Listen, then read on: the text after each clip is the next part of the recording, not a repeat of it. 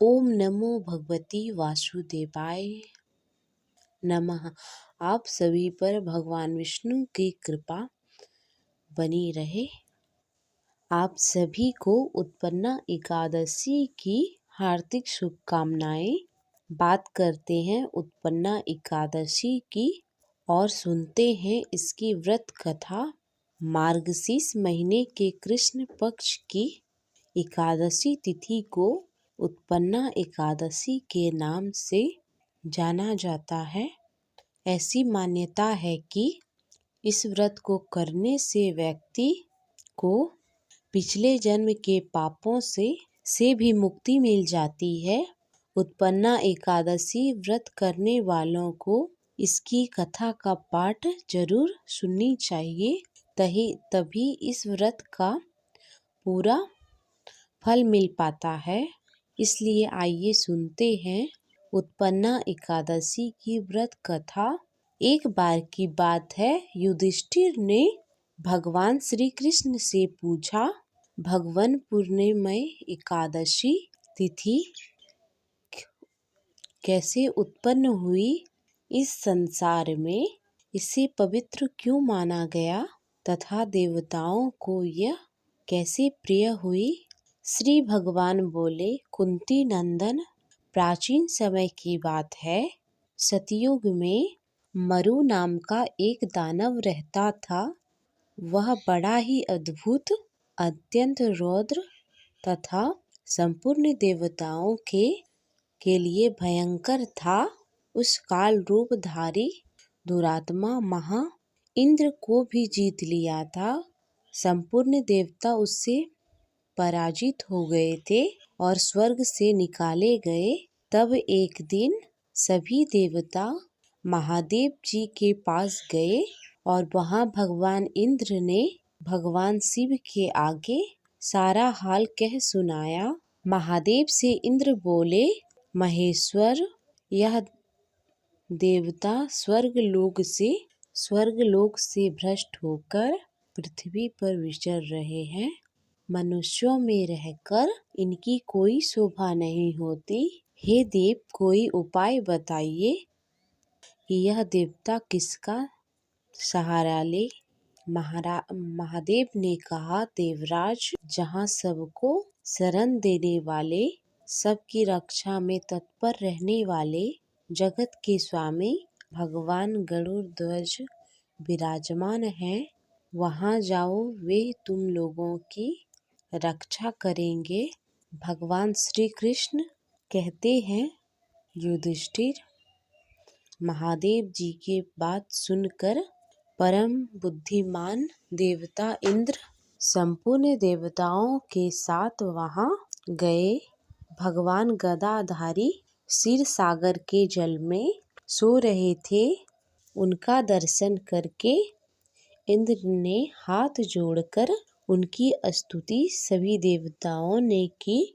इंद्र बोले, देव देवेश्वर, आपको नमस्कार है। देवता और दानव दोनों ही आपकी वंदना करते हैं। कुंडलीकाक्ष, आप दैत्यों के शत्रु हैं। मधुसूदन, हम लोगों की रक्षा कीजिए। जगन्नाथ,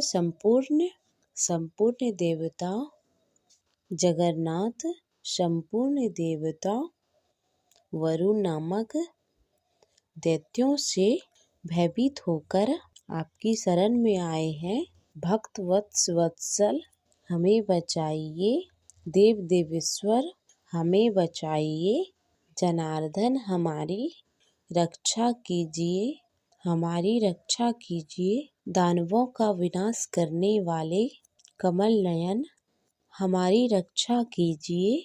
प्रभु, हम सभी आपके समीप आए हैं, आपकी ही शरण में पड़े हैं।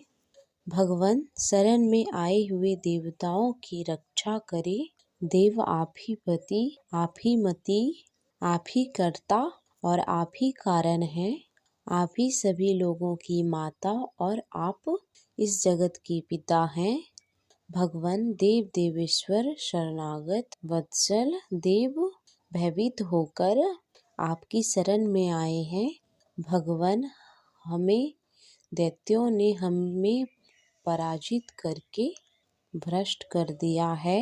अब हम सभी देवता इधर उधर भागे भागे फिर रहे हैं। आप उन दैत्यों से हमारी रक्षा करें। इंद्र के ऐसे वचन सुनकर भगवान विष्णु कहने लगे, हे इंद्र, ऐसे मायावी दैत्य कौन है जिसने सभी देवताओं को जीत लिया है? उसका नाम क्या है और उसमें इतना बल कहाँ से आया और कहाँ आश्रय करता है? उसका निवास स्थान क्या है? ये सब मुझसे कहो। भगवान के ऐसे वचन सुनकर इंद्र बोले, भगवान, प्राचीन समय में एक नाड़ी का नाम का राक्षस, उसके महापराक्रमी, उसके लोक विख्यात मरु नाम का एक पुत्र हुआ। उसकी चंद्रावर्ती नामक की एक नगरी है। उसने सभी देवताओं को स्वर्ग से निकालकर वहां अपना अधिकार जमा लिया है। उसने इंद्र, अग्नि, वरुण, यम, वायु, इस चंद्रमा सबके स्थान पर अधिकार कर लिया है। सूर्य बनकर वह स्वयं ही प्रकाश करता है और स्वयं ही मेघ बन बैठा है और वह सबसे अजय है। हे असुर निकंदन, उस दुष्ट को मारकर देवताओं को अजय बनाइए। यह वचन सुनकर भगवान ने कहा, हे देवताओं, मैं शीघ्र ही उसका संहार करूंगा। तुम चंद्रावर्ती नगरी जाओ। और इस प्रकार कहकर भगवान सहित सभी देवताओं चंद्रावर्ती नगरी की ओर प्रस्थान करते हैं। उस समय दैत्य मरु सेना सहित युद्ध भूमि में गरज रहा था। उसकी भयानक गर्जना सुनकर सभी देवता भय के मारे चारों दिशा में भागने लगे। जब भगवान स्वयं रणभूमि में आए तब दैत्य उन पर भी अस्त्र और शस्त्र लेकर दौड़े। भगवान ने उसे सर्प के समान अपने बाणों से भून डाला। बहुत से दैत्य मारे गए, केवल मरु बचा रह गया। वह अविचल भाव से भगवान के साथ युद्ध करने लगा। भगवान जो भी बाण चलाते वह उसके लिए पुष्प ही सिद्ध होते। उसका शरीर छिन्न भिन्न हो गया था, लेकिन वह फिर भी लगातार वह युद्ध करता रहा। दोनों के साथ मल्ल युद्ध भी हुआ। 10,000 वर्ष तक उस युद्ध चलता रहा, किंतु मरु नहीं मरा। थक कर भगवान बद्रिकाश्रम चले गए। वहाँ हेमवती नाम की एक सुंदर गुफा थी। उसमें विश्राम करने के लिए उसमें भगवान अंदर उसके चले गए। यह गुफा 12 गज लंबी थी और उसका एक ही द्वार था। भगवान विष्णु योग निद्रा की सो गए। मरु भी पीछे पीछे आ गया और भगवान को सोया देखकर उन्हें मारने को अवगत हुए। तभी भगवान के शरीर से ऊर्जा अवगत हुआ।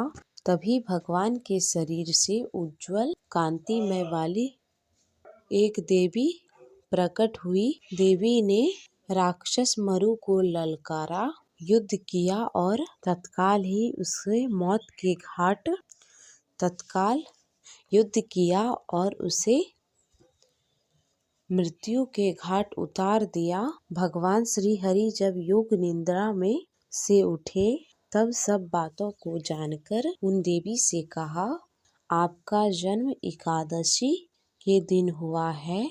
अब एकादशी के दिन उत्पन्न हुई है, इसलिए इस एकादशी को आप उत्पन्ना एकादशी के नाम से पूजित होंगी और आपके भक्त वही होंगे जो मेरे भक्त हैं। तो ये थी उत्पन्ना एकादशी की कथा।